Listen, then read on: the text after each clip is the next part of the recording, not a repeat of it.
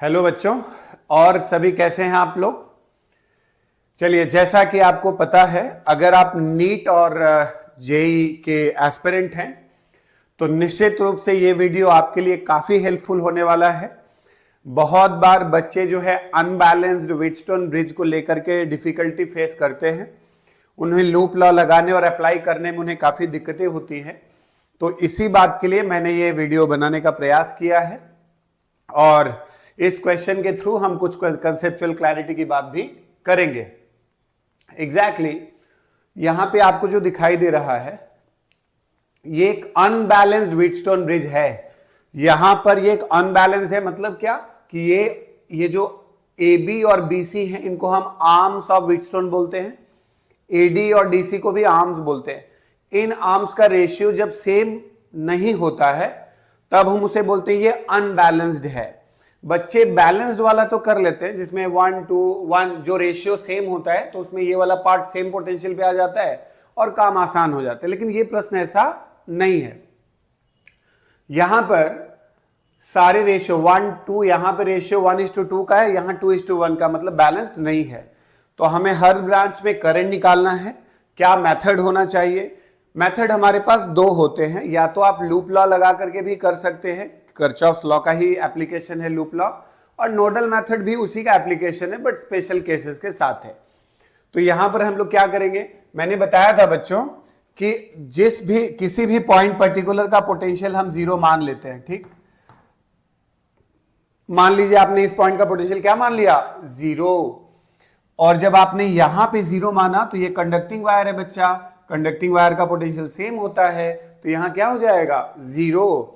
अब ये अगर 0 है तो निश्चित रूप से यहां 10 का डिफरेंस है, तो इसे 10 वोल्ट पे होना पड़ेगा। तो यहां बच्चा कितना हो जाएगा, 10 वोल्ट। ठीक, अगर मुझे हर ब्रांच का करंट चाहिए तो क्या पता होना चाहिए? आपको पॉइंट B का पोटेंशियल पता होना चाहिए, आपको पॉइंट D का पोटेंशियल पता होना चाहिए। तो यहां वाला अगर हम कहेंगे तो ये Vx मान लेते हैं और यहां का पोटेंशियल क्या मान लेते हैं बच्चा, Vy। अब हम क्या करेंगे, जरा ध्यान दीजिएगा आप सभी लोग। हम नोड B पर अगर बैठते हैं तो algebraic sum of the current at that junction has to be 0, will have to be 0, और पॉइंट D पे भी algebraic sum of the current will have to be 0। इसका मतलब बच्चा एट पॉइंट B और either at node B if we apply the Kirchhoff's law, अगर हम point B पे लगाते हैं तो क्या बताया था मैंने, हम भाई जहां खड़े होते हैं लाइन वहीं से शुरू होती है। It's a joke you know, but ठीक है समझने के लिए। मींस क्या हुआ कि हम अगर यहां पे बैठ गए तो हम यहां से सारी लाइंस बाहर की तरफ देखेंगे। कैसे? तो Vx माइनस 10। क्यों बच्चा? क्योंकि देखो यहां Vx है और यहां से यहां का डिफरेंस हो गया, तो Vx माइनस 10 रेजिस्टेंस से डिवाइड करेंगे, करंट हो जाएगा। Very good. दूसरा, अगर हम यहां लिखेंगे तो क्या होगा बच्चा, बताएंगे आप सभी लोग, दैट इज Vx माइनस 0। तो that is Vx minus 0 divided by क्या होगा बच्चा, 4। यहां पे लिख दूंगा मैं 4 प्लस Vx माइनस Vy। तो that is nothing but what, Vx minus Vy। इसका मतलब क्या हुआ बच्चा, यहां पे हम थर्ड टर्म लिख लेते हैं, Vx minus Vy divided by 3, it has to be 0। ये आप ध्यान दें, this minus this by 2, this minus this by 4, this minus this by 3। अब हम क्या करेंगे, 12 से मल्टीप्लाई कर लेंगे, है ना। तो 12 से मल्टीप्लाई करेंगे तो 6x minus of 60 plus 3Vx plus 4Vx minus 4Vy and that is 0। कितना हुआ बच्चा, 6 3 9 4 13, 13। So 13 Vx minus 4Vy and it has to be 60। ये हो गया हमारा इक्वेशन नंबर 1। समझ में आई बात आपको? आप इसी तरह से क्या कर सकते हैं, at point D, at point D। तो अगर हम लोग यहां पर पॉइंट D की बात करते हैं तो फिर वही नोडल मेथड लगाते हैं बच्चा, इधर जाएंगे, इधर जाएंगे और इधर जाएंगे। आइए देखते हैं जरा, तो कितना होगा, Vy माइनस 10, हाँ बेटा, Vy minus 10 divided by 4 plus Vy minus Vx Vy minus Vx divided by 3 plus Vy minus 0 divided by 2 divided by what 2, it has to be 0। तो अब हम फिर यहां 12 से मल्टीप्लाई करके इक्वेशन बना सकते हैं। आप सॉल्व करें, क्या होगा जरा देखते हैं हम लोग। 12 से मल्टीप्लाई करेंगे 3Vy minus 30 plus 4Vy minus 4Vx plus 6Vy and it has to be 0। आप थोड़ा देखेंगे तो ये हो जाएगा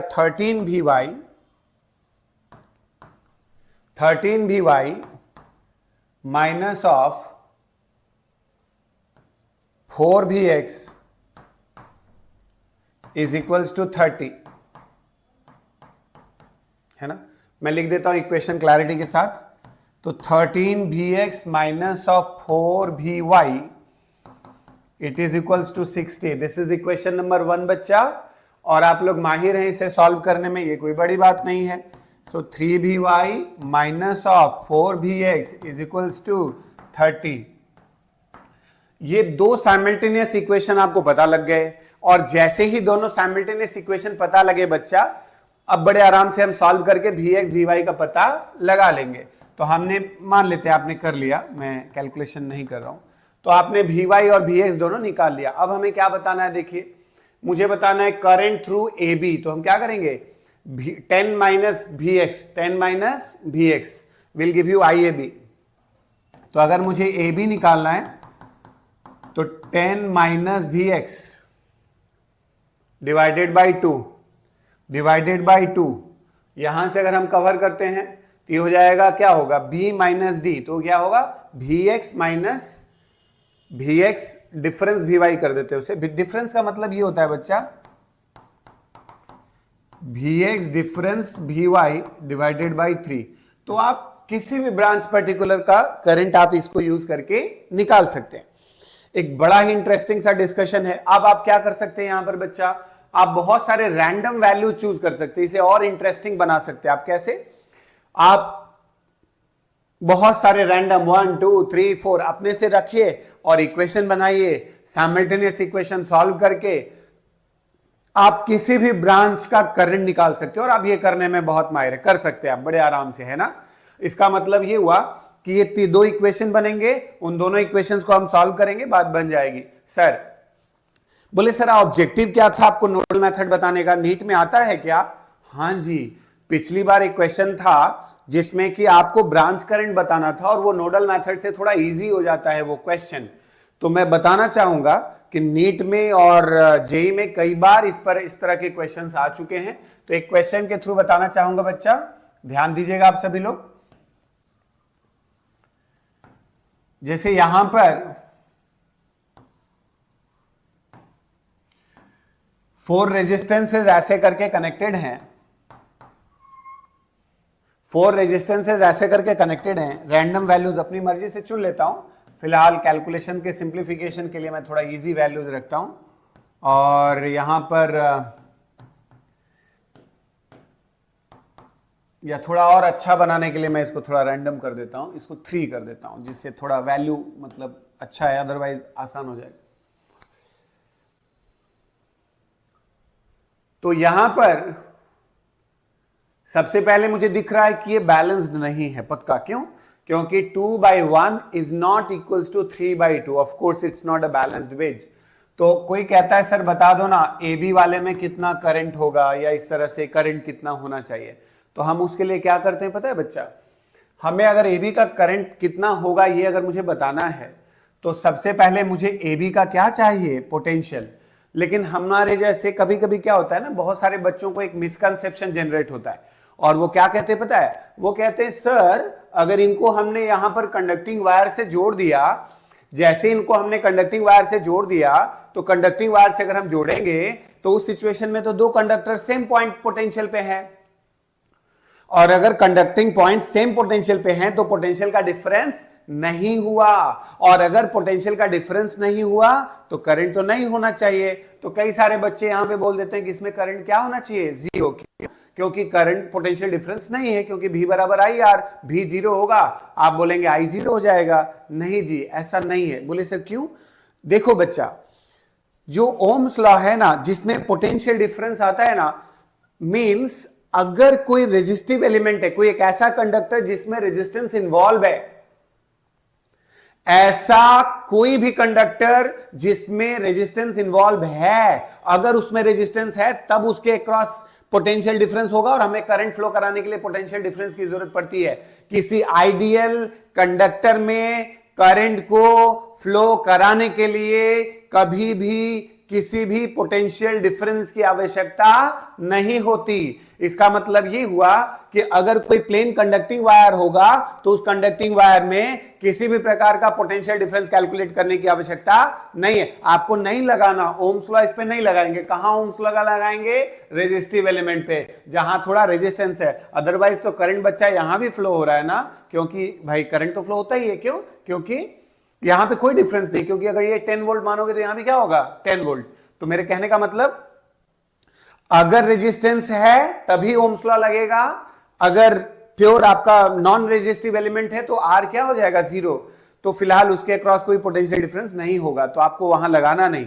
अच्छा सर, चलो मान गया मैं आपकी बात, थोड़ा और ध्यान देते हैं। तो हमने मान लिया, इसको क्या मानते हैं? Vx। क्या मानते हैं बच्चा? Vx।